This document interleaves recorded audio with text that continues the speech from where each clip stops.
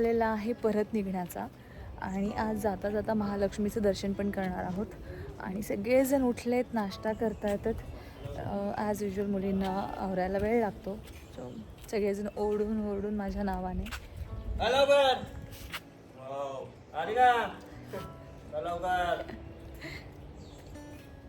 आहे आंबोळी आणि उसळ, राईट ना?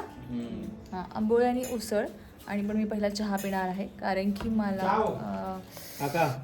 खूप असं चहा पिण्याची इच्छा झाली. आवडता मेनू, आवडता मेनू. बस आम्ही ज्या रिसॉर्टला राहिलो 2 दिवस, आम्ही आलो होतो तारकर्लीला फिरायला आणि दादांच्या मित्रांनी पहिले ते राहिले होते ना. हो. तर हे आहेत रिसॉर्टचे ओनर. रिसॉर्टचं नाव आहे व्हाईट बीच रिसॉर्ट. हे आहेत अरुण सर आणि त्यांनी आम्हाला खूप चांगली म्हणजे ट्रीटमेंट म्हणण्यापेक्षा सर्व्हिस खूप चांगली दिली आहे. रूम्स खूप क्लीन होत्या, सगळ्यात मेन जेवण खूप चांगलं होतं, गरमागरम सगळं होतं. आणि जेव्हाही जेही मागेल, आमच्या पोरांनी त्रास पण दिला तरी त्यांनी आम्हाला जेव्हा पण जे पण मागेल ते लगेच अवेलेबल करून दिलं. आणि नक्की या, तुम्हाला जर तारकर्लीला यायचं असेल तर व्हाईट बीच रिसॉर्ट नाव आहे आणि एरिया कुठला? तोंडवळी बीच म्हणून आहे. आणि तुम्हाला तुमचा जर प्रायव्हेट बीच हवा असेल तर तुम्हाला वाटत असेल त्या बीचवर कुणीच नको, फक्त तुम्ही, नीट क्लीन आणि एकदम मस्त बीच आहे. तर तुम्हाला जर तारकर्लीला यायचं असेल तर एकदा नक्कीच व्हिजिट करा व्हाईट बीच रिसॉर्टला. आणि अजून पण सगळ्यांचे पण आपण रिव्ह्यू घेऊ. माझा चुलता आहे पाठीमागे आप्पा, त्याला आपण विचारू की रिसॉर्ट त्याला कसं वाटलं. थँक्यू. तर नमस्कार मित्रांनो, आमचा हा 2 दिवसाचा जो अनुभव होता या बीचवरती तो खूप चांगला असा अनुभव होता. खूप दिवसानंतर आमच्या फॅमिलीचं पूर्ण एक गेट टुगेदर झालेलं, त्यामुळं एक ती जी बॉन्डिंग बरेच दिवस मिसिंग होती ते लिंक्स परत पुन्हा एकदा जोडले गेले आणि we are together right now. So it's a great feeling. आणि ॲम्बियन्स देखील या रिसॉर्टचा खूप छान आहे. तुम्ही पाहू शकता, या आमच्या 5 रूम्स आहेत आणि ह्या रिसॉर्टला एक प्रायव्हेट बीच देखील आहे सुंदर असा. तर खूप चांगला अनुभव होता. तर सर्वांनी परत एकदा या ठिकाणी यावा असा हे लोकेशन आहे. धन्यवाद. मेन म्हणजे जसं आपण सांगितलं की आमचा जो बॉन्ड मिसिंग होता, आम्ही सगळेजण पिकनिकला पहिले लग्नाआधी जायचो, एकत्र जायचो, ते आम्ही जात नव्हतो. सगळ्यांची कामं वगैरे, सगळ्यांची फॅमिली, सगळ्यांमुळे सगळेजण बिझी होते. खूप दिवसांनी त्यातले खूप जण मिसिंग आहेत. स्टील खूप दिवसांनी आम्ही सगळेजण एकत्र आलो आहे, भांडलो आहे, मजा केली आहे, सगळं केलं आहे, पण चांगलं वाटतंय. आणि भावा बहिणींची भांडणं झालीच पाहिजे. भांडणं झाल्याशिवाय कळत नाही की प्रेम आहे, पण मजा आली. ठीक आहे, नेक्स्ट टाइम आम्ही डेस्टिनेशन अजून चांगलं चॉईस करू की जेणेकरून जिकडे खूप काही पाहायला असेल. बीचवरती आता बस झालं, कारण की बीचवरती ऑप्शन्स फक्त बीचच असतो, दुसरं काही ऑप्शन नसतो आणि आता बीच खूप वेळा झाला आहे. सो नेक्स्ट इयर आम्ही ठरवलं आहे की चांगलं जिथे खूप काही पाहण्यासारखं असेल अशा ठिकाणी जायचं. आणि आहेत अक्काबाई, बोल, नाही तर माझे ब्लॉगमध्ये सगळे म्हणतील की हिची बहीण मुकी आहे की काय, त्याच्यामुळे थोडं बोल. मुखी नाही, मी बोलते. बोल बोल, काय बोलू पण. आणि आम्ही दोघी शाळेत जायला एकत्र, यायला एकत्र, पाणी भरायला पण एकत्र, बरोबर की नाही का? पाणी भरायला पण विहिरीवरती एकत्र.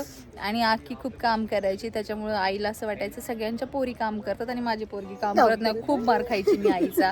आणि ही संध्याकाळी 4-5 वाजले की आमच्या सगळ्यांच्या आया शेतात जायच्या, त्याच्यामुळे संध्याकाळी अक्का लगेच भात लाव, कालवण करायला घे, म्हणजे असं तिचं काम चालू व्हायचं. आणि मी असं म्हटल्यावर माझं नवरा म्हणून तू खरंच काम करीत होती का? नाही, खरंच करत होती. सगळ्यात मेन आम्ही पाणी भरायचं, आमचं किस्से खूप आहेत. तर विहिरीवरती पाणी भरायचं आणि म्हणजे कपडे धुवायला हां, सगळ्यात नदीला कपडे धुवायला जायचं. लहानपणीची मजा खरंच वेगळी. आणि मला असं वाटतं की ती आजकालच्या मुलांना मिसिंग आहे, खरंच मिळत नाहीये. लहानपणी आम्ही सगळेजण, सगळ्या बहिणी मिळून नदीवर, आमच्या घरा शेजारीच नदी आहे, तर नदीवर जाऊन कपडे धुण्यापासून तर लोक म्हणतील की हां यात काय मजा आहे, पण नाही. त्या टाईमची जी मजा होती, जी मस्ती होती, ती आता तुम्ही करू नाही शकत आणि तुम्ही ठरून पण करू नाही शकत. आता सगळेजण, आमचा स्मार्ट तात्या पास होतोय. तात्या हाय. हां, आमच्यातला एकमेव स्मार्ट आणि फिट पोरगा आहे हा, जो एकदम फिट आहे, सगळ्यांमध्ये खूप काळजी घेतो स्वतःची. बाकी सगळे काही काळजी घेत नाही. पण हां, जी लहानपणीची आमची मजा आहे, ज्या आम्ही 8-9 बहिणी आहोत, खरंच आम्ही खूप मजा केली. इवन पोरं पण आम्ही भयंकर खेळायचो. आणि काय म्हणतात ना, त्यावेळेस पैसे कमी होते, मजा जास्त होती. आता पैसा खूप आहे आणि मजा कमी झाली आहे, खरंच झाली आहे. आणि सगळ्यांकडे पैसे, त्यावेळेस सगळ्यांकडे पैसे नव्हते. म्हणजे असं मी म्हणणार नाही की आम्ही खूप गरीब होतो वगैरे, परिस्थिती नाजूकच होती, पण खूप मजा केली आम्ही. ये देखो पीछे डॉक्टर गरीब आहे ये. आणि आहे सगळ्यांचं इंट्रोडक्शन खरंच राहिलं द्यायचं. बघू आजच्या पिकनिकमध्ये तरी वेळ मिळतोय का इंट्रोडक्शनसाठी. Ganpati Bappa Morya. Bye bye, thank you, bye bye. Ganpati Bappa Morya, Mangalmurti Morya. Finally picnic end होत आहे. आम्ही रिटर्न चाललोय आणि हा आहे रिसॉर्टचा रोड, जो आतमध्ये पूर्ण त्यांचाच एरिया आहे आणि पूर्ण नारळाची झाडी आहे. आणि कमी अर्धा किलोमीटरचा रोड असेल ना असा, अर्धा किलोमीटर पूर्ण हा त्यांचाच एरिया आहे. काय झाडी, काय हॉटेल, एकदम ओके मध्ये सगळं. खूप छान असा एक्सपिरियन्स होता. भावंडांसोबत खूप दिवसानंतर फिरायला आलो. खूप छान वाटलं. थोडी भांडणं पण झाली, पण मजा आली खूप. हे आहे डॉक्टर जे आता सिम्बॉयसिस मध्ये कुठे जॉब करतात आपण, सिम्बॉयसिस हॉस्पिटल लवडे. हा, तर बघा डॉक्टरच्या करामती बघून ठरवा डॉक्टरला ट्रीटमेंट घ्यायची की नाही घ्यायची आहे. हॉस्पिटलला मी खूप वेगळा असतो आणि घरच्यांसोबत खूप वेगळा. हॉस्पिटल में मैं बहुत गरीब हूँ, एकदम मैं बहुत शांत. शरीफ हूँ. मला स्थळ पाठवलेलं होतं एका पेशंटने. अच्छा, त्यांच्या नातीचं स्थळ पाठवलं होतं. Very good. प्रमोशन करतोय स्वतःच असतो नाही नाही, खरंच आलं होतं. असं काही नाही. लग्नासाठी उत्सुक आहे. कोणी डॉक्टर जर हा व्हिडिओ पाहत असेल तर नक्की संपर्क करू शकता. मेल आयडी मी दिलेला आहे डिस्क्रिप्शन बॉक्स मध्ये. आम्ही आलोय सावंतवाडी पॅलेस पाहायला, कारण की सगळ्यांना असं वाटतं एवढ्या लांब आलो आणि आपण काहीच पाहिलं नाही आहे. म्हणून आज जबरदस्ती पॅलेस पाहायला लावतात हे सगळेजण. पण ठीक आहे, काहीच पाहिलं नाही आहे तर पॅलेस पाहूयात. आणि जुन्या गोष्टी खरंच खूप चांगल्या असतात पाहण्यासाठी, काहीतरी वेगळं आणि युनिक असतं त्याच्यामध्ये. आजकालचे स्ट्रक्चर तेवढे चांगले नाही आहेत आणि यांची भांडणं संपत नाही. हे बघा, हा सावंत भोसलेंचा राजवाडा. या राजवाड्याची स्थापना शिवाजी महाराजांच्या अगोदर झाली, म्हणजे 1580 मध्ये. इथल्या पहिल्या राजांचं नाव खेम सावंत भोसले. हा जो कोकणचा भाग होता ना, त्यामध्ये सावंतवाडी, कुडाळ, मेहुल्ले आणि गोव्याचे पात्र म्हणजे बारदेव, डिचोली, साखळी, पेडणे हा संपूर्ण जो भाग होता तो खेम सावंत भोसले यांच्या ताब्यात होता. हे इथले शेवटचे राज्याभिषेक झालेले राजे म्हणजे शिवरामराजे भोसले. त्यांचा राज्याभिषेक 13 मे 1947 साली झाला. 48 साली संस्थानाविलीन झाल्यानंतर 25 वर्ष काँग्रेसचे आमदार होते. हा त्यांच्या आईचा मुलगा आणि ह्या विधानसभेच्या आमदार. पूर्वी इथे दरबार व्हायचा. याचं बांधकाम 1881 मध्ये आहे. इथे राजा बसायचे आणि सरदार वगैरे राजांनी किंवा त्यांच्या वंशजांनी ज्याही तलवारी वापरल्या त्या अशा पद्धतीने डेकोरेट करून ठेवलेल्या आहेत. आणि आत्ता आम्ही ज्या ठिकाणी आहोत हा आहे राजाचा राज दरबार आणि तिथे लावलेले काही जुने फोटो. ते फोटो पाहताना असं वाटत होतं की जुना काळ काहीतरी वेगळाच होता.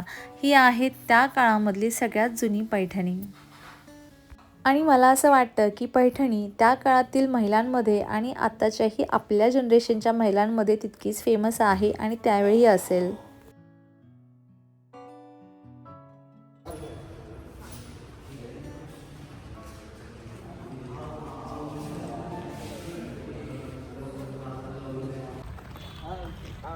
पाठीमागे एक घर आहे नो एंट्री.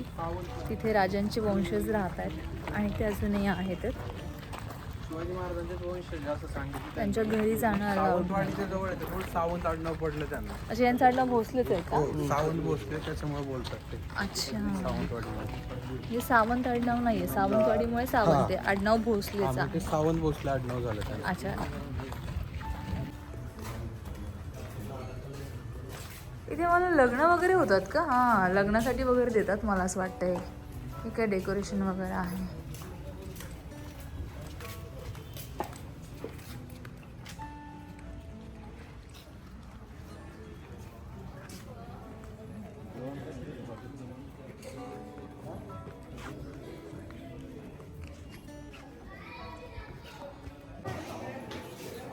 हे असं आपण पण केलं पाहिजे. आपल्या पंजांपासूनची सगळी नावं असं लिहून ठेवली पाहिजे. आपल्या लक्षात नाही राहत ना. आणि मग सगळी वंशावळ लिहिली आहे पूर्ण त्यांची. मला पहिल्यापासूनच जुन्या काळाबद्दल खूप कुतूहल आहे की जुन्या काळामधील लोक कशी राहत होती, कशी दिसत होती. आणि हे फोटो पाहताना मी तोच विचार करत होते. हा काळ एकदा पाहायला मिळाला पाहिजे ना, टाईम मशीन मध्ये जाऊन. जुना काळ, दरबार लागायचा, राजा.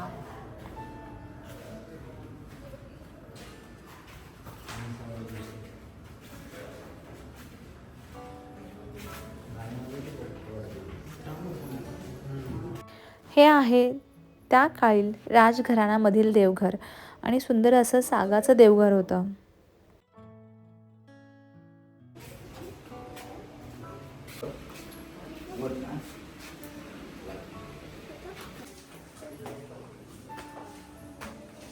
पूर्ण घर हे लाकडात आहे आणि दगडी जिने आहेत सगळीकडे.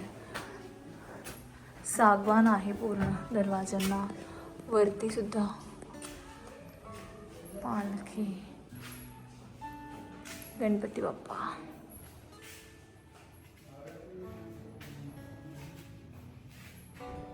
हे दशावताराचं लावलंय. ओके, दशावताराची स्टोरी आहे पूर्ण इथे.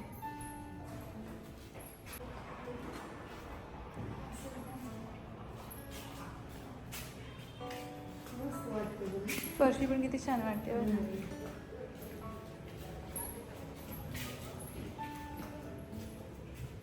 सगळं लाकूड आणि दगड आहे पूर्ण.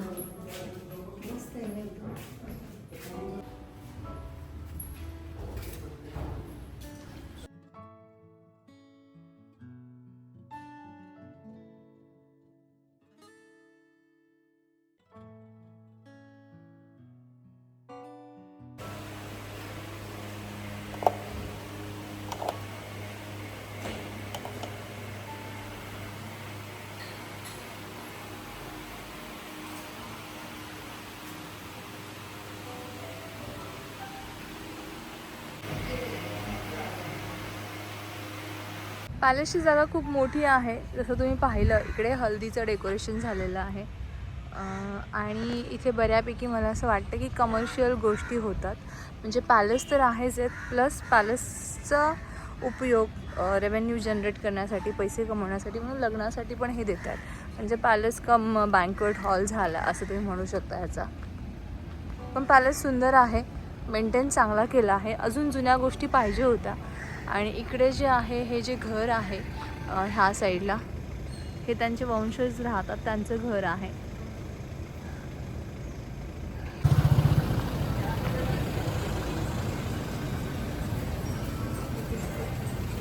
कसे आहेत ते साधेवाले? 900, 800, 1000, 1200, 1300. दुपारचा जेवणाचा टाईम झालेला आहे आणि संध्याकाळी कोल्हापूरमध्ये जेवायचे म्हणून सगळ्यांचा प्लॅन आहे लाईट खायचं. आणि आम्हाला खूप चांगलं असं रेस्टॉरंट मिळालं इथे.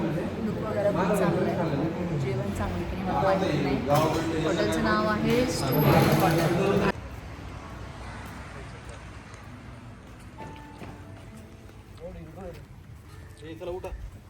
वा वा, आम्हाला नाहीच काढायचे तर, मला नाही काढायचे तर. आज आहे पिकनिकचा शेवटचा दिवस आणि ह्या आजच्या दिवसामधलं हे शेवटचं स्पॉट जिथे आम्ही थांबलो आहे हे आहे कोल्हापूरमधील महालक्ष्मी मंदिर, जिथे आम्ही दर्शनासाठी आलेलो आहोत.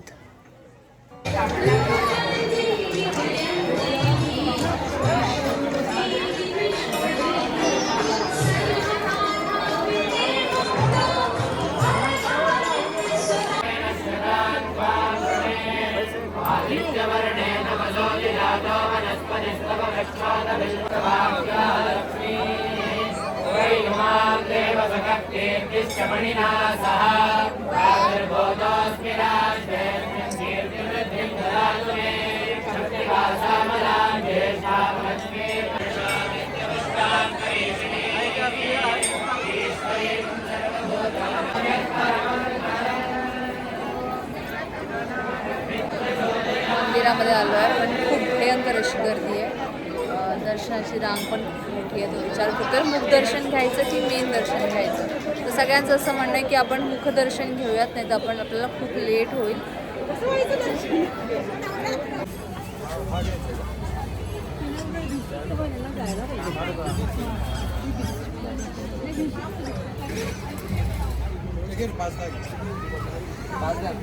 आम्ही फक्त मुखदर्शन घेतले, आम्हाला दर्शन मिळालेलं नाही आहे. मिळालं इन द सेन्स की आम्ही एवढा वेळ नाही थांबू शकत, कारण की सगळ्यांना घरी लवकर जायचं आहे. उद्या ताताच्या मुलाचा ॲन्युअल डे आहे, सकाळी 8 वाजता, तो त्याला लवकर पोचायचं आहे. म्हणून आज आम्ही फक्त मुखदर्शन घेतलं आहे. पण मला असं वाटतं की मुखदर्शन पण आमचं चांगलं झालेलं आहे.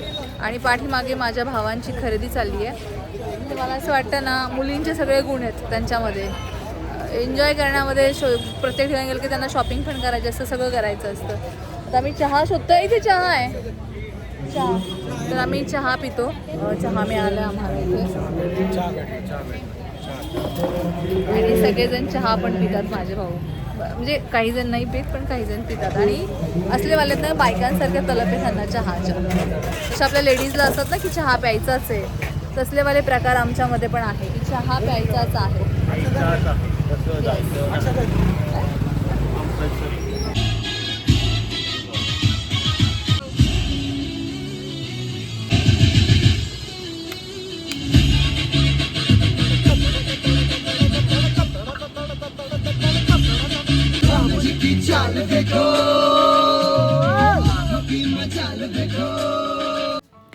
तर ही होती आमची भावा बहिणींची पिकनिक.